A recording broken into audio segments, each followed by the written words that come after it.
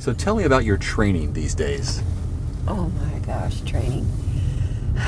Well, I really couldn't do anything for the longest time because going back to November the 1st was my third Ironman attempt.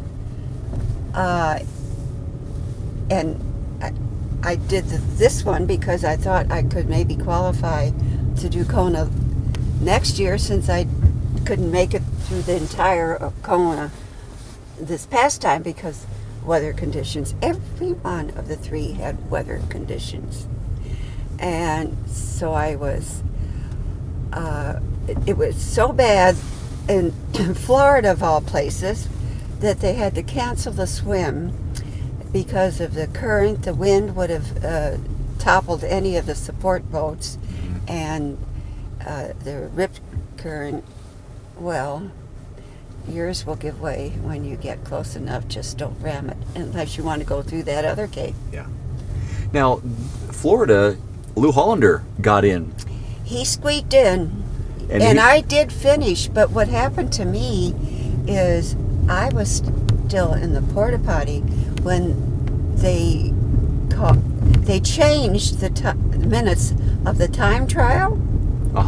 And so I wasn't in my area at the time I should have gone off. Then 35 miles down the road, I had a bike crash, and if it hadn't been for two young, maybe it was three, young Samaritans, good Samaritans that stopped, all three of them were men, they helped me and stayed with me until I got back on. And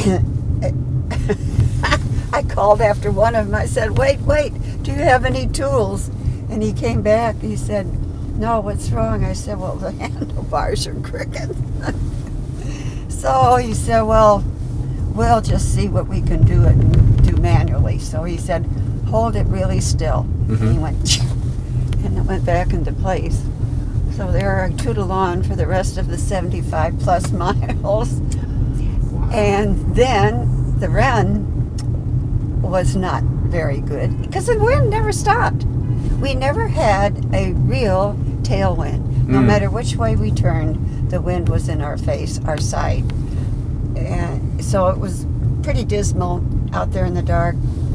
And I actually fell at another point. And in the meantime, I guess my knee had taken the brunt of it. Then 4 days later, I took the flight to Spain to give a talk, 3 talks over there. That man from Chemo, which is a pharmaceutical company, saw me in Roth, Germany, and wanted me to come and talk to their employees. So then on the long trip back across the Atlantic, I'm captive on the plane and get, I think it was, what do you call with your tooth when it gets abscessed? Okay.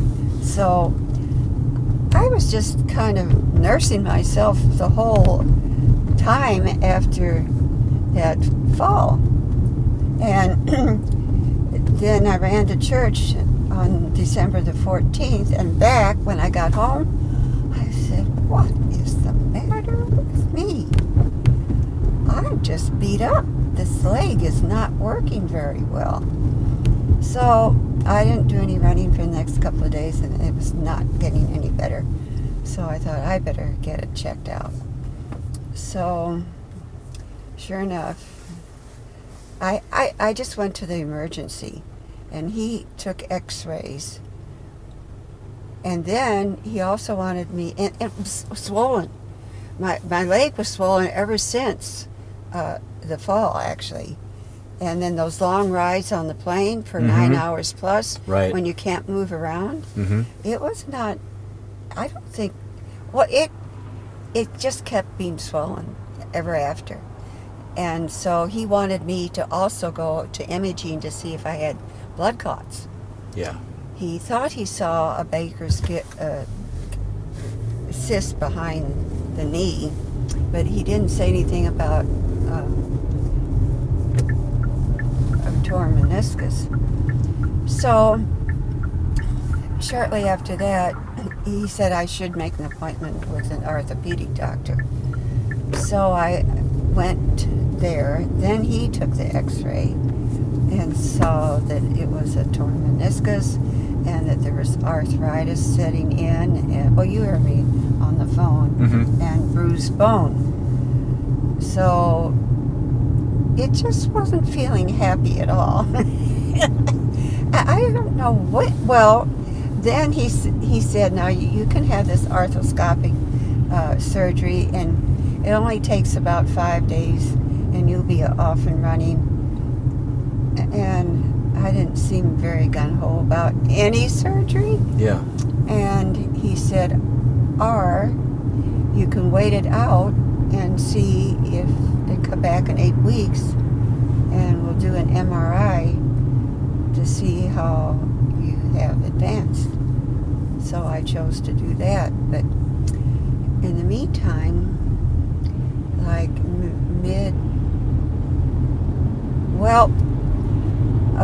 friends of mine in Phoenix wanted me to come down to do the Try for the Cure for Women triathlon. It was just a sprint. Mm-hmm. So I had my sights set on that if I could get an okay from the MRI. That's why I shoved it up, so I would have a little time to train, just a little. Yeah. And so that's what happened. And when I came back from Phoenix, I felt very much more confident that I could handle what's ahead of me, even though the training just isn't. Mm-hmm. The weather hasn't been all that keen. I have to wait on the weather. Then, of course, I'm still not totally prepared. And then the Easter Holy Week celebrations interfered with any of the good days I could have been out training. So I am really not confident at all that I'm going to be able to pull this off. It's unrealistic to even think about it. And then the week after, it's just an Olympic distance in Florida. But I wish that had been first to train me for the half. Oh, yeah. In New Orleans. But who knows what's going to happen in New Orleans. So today, is it just a matter of showing up? Is that what you do now? Because your lifestyle and your schedule doesn't allow the proper training? Do you kind of just show up and go on experience and whatever base you have? Yeah. Well, I am constantly on the move. Mm-hmm. And I could swim. That took a while. I didn't even want to get in the water because I wasn't feeling strong, and I'm so subject to hypothermia. And the lap pool isn't that warm. So I didn't really, even though the doctor said I could start biking and swimming, I didn't right away. I just did not feel strong enough. Pain makes you weak. And I was living with pain for quite some time. Is triathlon necessary for you these days? Could you just go and speak? I mean, that's one of the nice little perks of who you are and what you've accomplished. People want to hear you, and they'll treat you to come to wherever. And is it necessary to race anymore? Well, when I wrote the book, it was not my idea whatsoever. But a friend of the producers of HBO World Sports so I happened to see my interview and called him up, and she's an agent, and she said that woman's life has got to be put in print. Well, he called me and said, "Is it all right if he gives her my contact?" And I said, "Oh, okay." And then I'm thinking, I don't have time. I was trying to open the 80 plus for women then, and then I thought, once I do that, I am finished with Ironman. I will have done my duty by the triathlon women. But you opened the 75. I have opened 5 age groups. Okay. Well, this is the irony of the whole thing.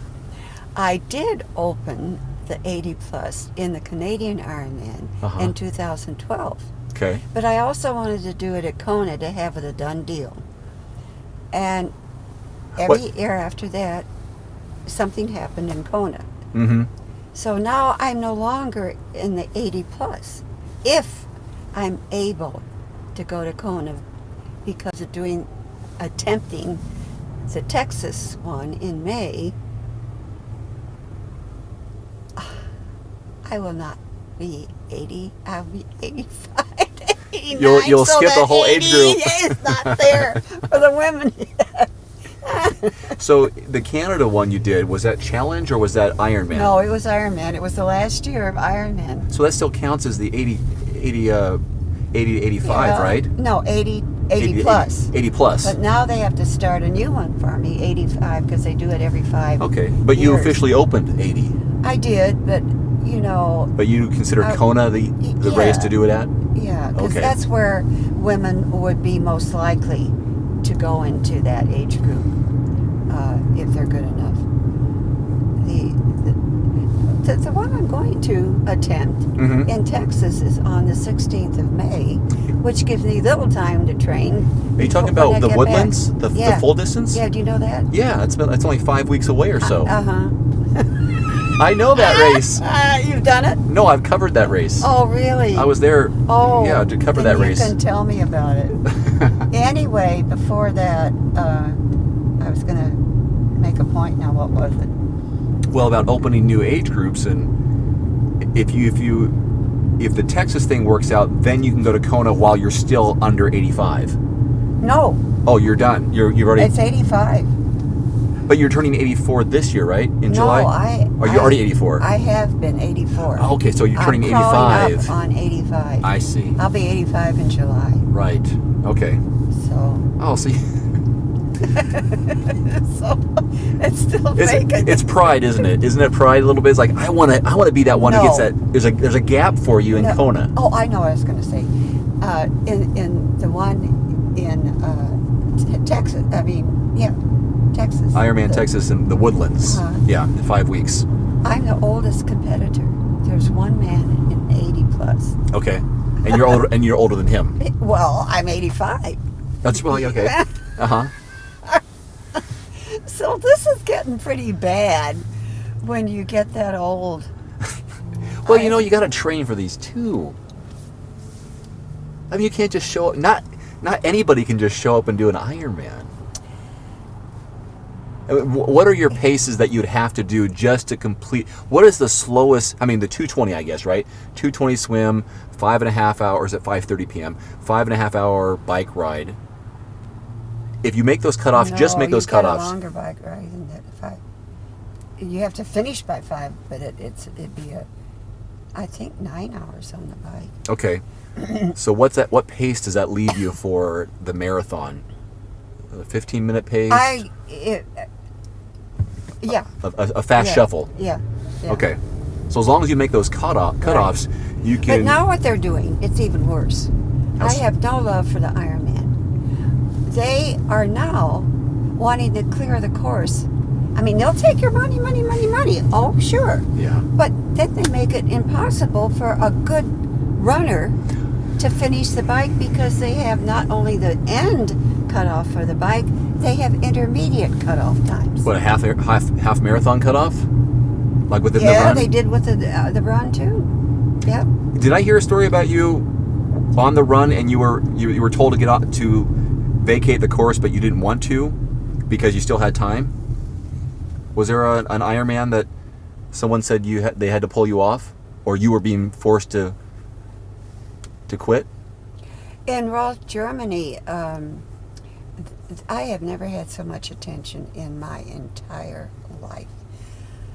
I was on the front newspaper every single day I was there. I got more attention than the pros. And they had somebody leading me on the bike on the run. Well, people were stopping to high-five me and want pictures, the ones that were coming back as I was going out on the run. I mean, the whole thing was a walk in the park. And they wanted me there for the finish, where they had the fireworks, and could have people see me coming in. So I was halfway through it, and the race director himself was doing the race, and his sister was the one who took over. And she called the gal that was leading me on the bike, and they had a little conference. But they were concerned because if the rate I was going, if I continued, I wouldn't have been there to the finish line till 3 o'clock, like they said. And I didn't want them to be inconvenienced like that.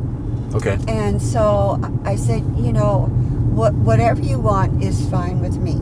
So they sent somebody to pick me up and take me in. And then I got there in the wings. They wanted to run me into the stadium where the finish line was. But the fireworks were going on. And you'd think that would be the grand finale, right? Yeah, fireworks. Well, they were exquisite. Not only were they beautiful fireworks, but they had the chorale that had been entertaining the spectators the whole time, do live to the music, to the fireworks.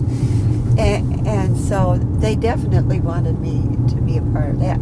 Then, when that's over, they say, no, go in, run in. But it didn't count, right? No, but they wanted the publicity. They wanted to show the everybody pictures. because they were all saying, "Where's Sister Madonna?" You know? And I'm alive and well. I had a standing ovation. It was absolutely unreal. So the grand finale wasn't the fireworks. You were the grand finale. It was just so enthralling. I really have never seen a race that had so much animation, enthusiasm, energy exuding, and everybody loved everybody. Even the pros were friends with each other. It was a marvelous feeling. And so challenge is the way to go from now on. I would back any challenge race that there is. And in fact, I'm doing it I organized a team the following year after I opened the age group and the Ironman no longer were invited back. And in Canada, right? You did a team one. I think we saw each other in Riverside State Park when we were riding bicycles. I took a picture of you. Oh. And yeah. Because you were doing the bike portion of that. Yeah. Yeah. That's right. I already had a team before I left. Yeah. And so last year we decided the other gal also did Roth, so we decided we'd do the half instead of the full team. Okay. And the swimmer got a little chipped. He wasn't too happy about that because, anyway, he lives in Cranbrook, but still he has to go the distance. So we're doing it again, the half this year. And so are you trying to transition away from the Ironman brand?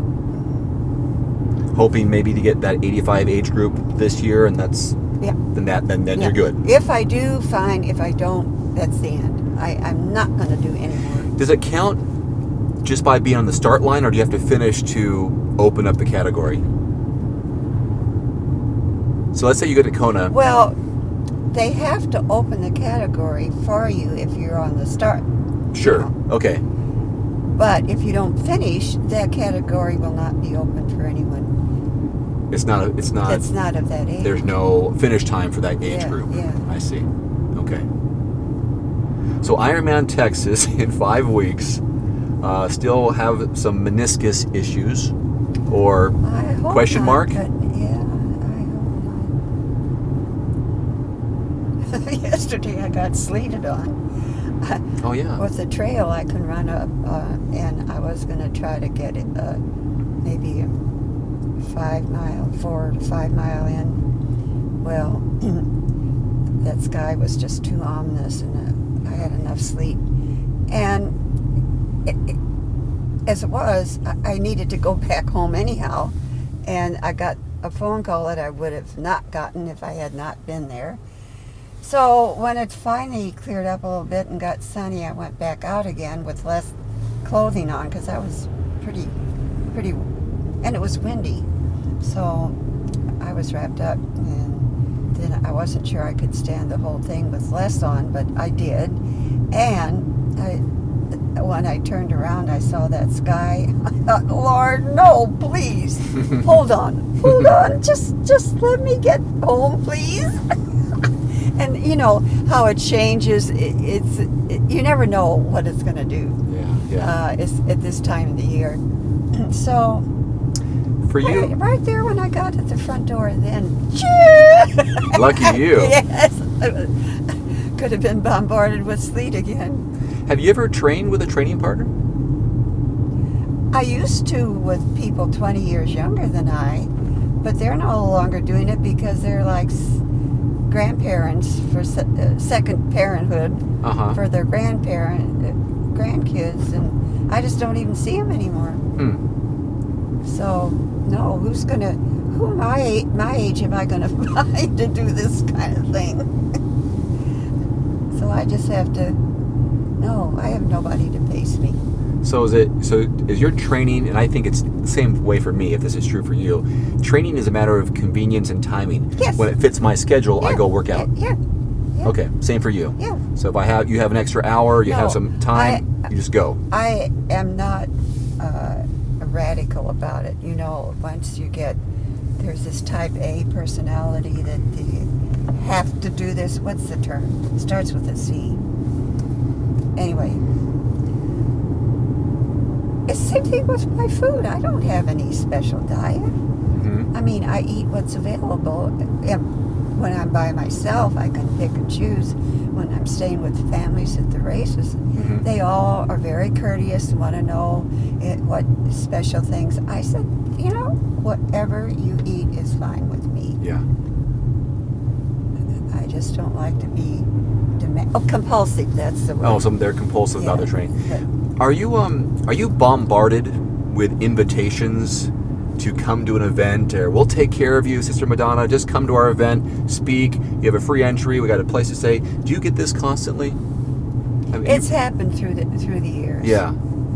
And I thought when I turned 70, nobody's going to care about this little gal anymore, and it's just going to drop off. Well, just the opposite. Well, yeah, because you're becoming, there's only one of you, and there's fewer people that are doing it at your age, and so you become like this, this golden goose. Let's get her. She's still here. She's still doing.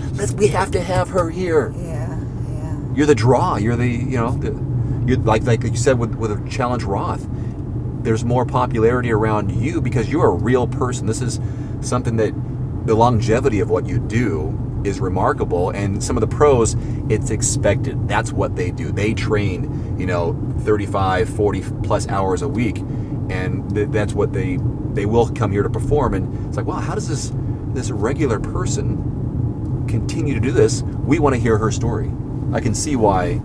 And so are you still saying, or do you say no more than you say yes? No, because I just figure if that's the way God wants to use me, I should cooperate.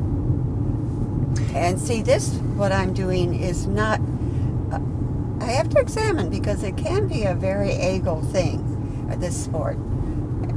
But to me, it's an obligation, because I seem to be in the front of it all, leading the pack. So then I must perform in order to get the thing done for posterity's sake. If it weren't that, things started really changing when I was 60, and I was ready to drop the whole triathlon world. I just did not like But same thing with our country, and I can't not be American, so. Well, that's probably going to be one of the questions I ask you during our talk today is what motivates you to keep going? It's all about relationships now. Uh-huh. It is not about time. And it's because I do have, fortunately, the ability or the inclination to enjoy the outdoors in this way. Mm-hmm. So no matter how many punches I get that put me down, I always seem to bounce back. It's like the Saint Teresa child Jesus. She likened herself to a little ball. The harder he throws me down, the higher I bounce. But no, I was really on the edge this December. Mm. I was really, really ready to give it up.